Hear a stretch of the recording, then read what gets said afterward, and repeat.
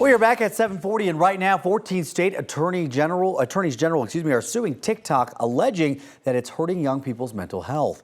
Numerous studies show social media in general can harm children and teens, but the lawsuits single out TikTok as being especially dangerous.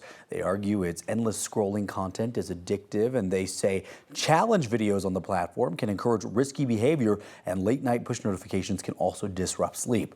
TikTok says it's proud of its efforts to protect teens. Joining us this morning to break down this lawsuit a bit further is 9 News legal expert Whitney Traylor. Whitney, good morning. Good morning, Jordan. All right, tell us about this lawsuit in the first place and if it's got a strong case here.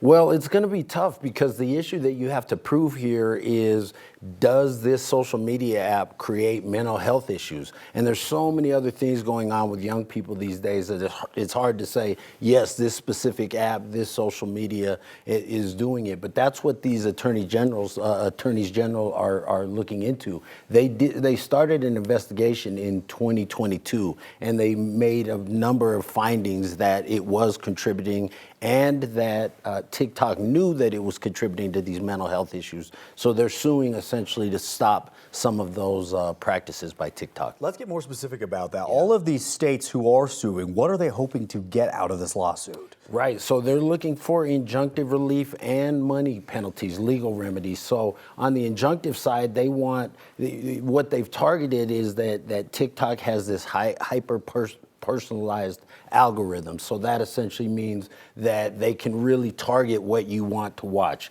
Then they give you the ability to scroll endlessly. Then the push notifications, as you mentioned in the lead-in. And then the beauty filters where you can appear thinner or younger or put virtual makeup. They're saying these things, the culmination together, and kids are bypassing the age limitation. So even though they're not 18 or even 13 in some instances, they're getting to it. And so they want them to change those and stop using those algorithms in a destructive way, is what they're claiming. For people who may feel like they're experiencing deja vu right now, hearing about another lawsuit against TikTok, there are clearly a lot of these spanning back a few years now. Yeah. Can you update us on some of what the cases are and where they stand? Yeah, and they all relate to the same thing, which is really the addictive nature and the negative nature that TikTok is having on the young people. Some of the other claims were that because TikTok is owned by ByteDance, a Chinese company, that it poses a potential national security risk because they can access our information, they can send messages or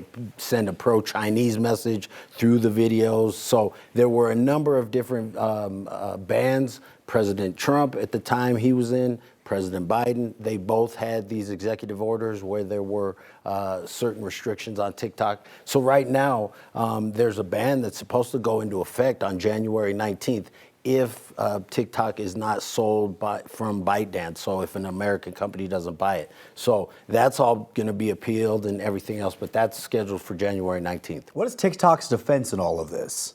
Well, they're saying that they have robust measures, that they disagree that the algorithms create this type of addictive and mental health type issues. And they're saying that, hey, we have strong defenses in place to make sure that you are 18.